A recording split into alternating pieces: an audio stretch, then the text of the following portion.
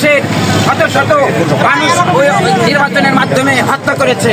অবৈধ সরকার মুক্তিযোদ্ধাকে সড়ক দিয়ে বাংলাদেশের মানুষকে একটি বিতর্ক সৃষ্টি করছে।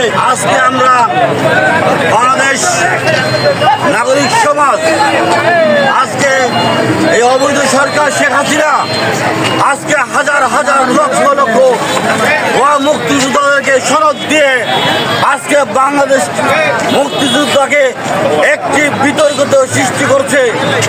আমরা ভাঙ্গাবাসীর পক্ষ থেকে বলতে চাই, এই ভুয়া মুক্তিযোদ্ধাদেরকে অপসারণ করতে হবে এবং এদের চাকরিচ্যুত করতে হবে।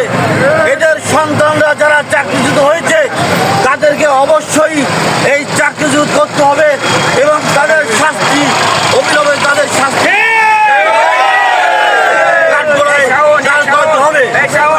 ভাঙ্গাবাসীর পক্ষ থেকে, বাংলার সচেতন নাগরিকের পক্ষ থেকে আজকে আমরা এই ভুয়া মুক্তিযোদ্ধাদের বিরুদ্ধে যে আজকে আলোচনা আমরা বাংলাবাসীর পক্ষ থেকে দাবি করতেছি, এই ভুয়া মুক্তিযোদ্ধাদেরকে অপসারণ করতে হবে এবং এদের শাস্তি দাবি করছি আমরা বাংলাবাসীর পক্ষ থেকে।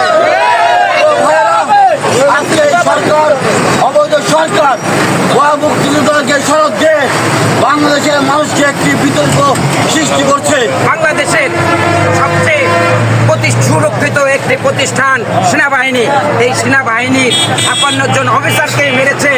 এই ষড়যন্ত্র করে ভারতের ষড়যন্ত্রের শিকার হয়ে আমাদের বাংলাদেশের সেনাবাহিনী এবং বিজিবির অনেক শত শত মানুষকে ওইভাবে মৃত্যু ষড়যন্ত্রের শিকার হইতে হয়েছে।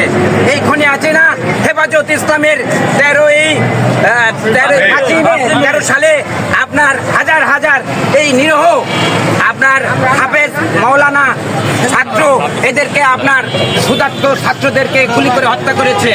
তারপরে 2014 সালে বিএনপি সহ বিরোধী মত যারা ছিল তাদেরকে নির্বাচনে অংশগ্রহণ করতে দেয়নি। বাংলাদেশের শত শত মানুষ নির্বাচনের মাধ্যমে হত্যা করেছে। বিচার চাই, বিচার চাই।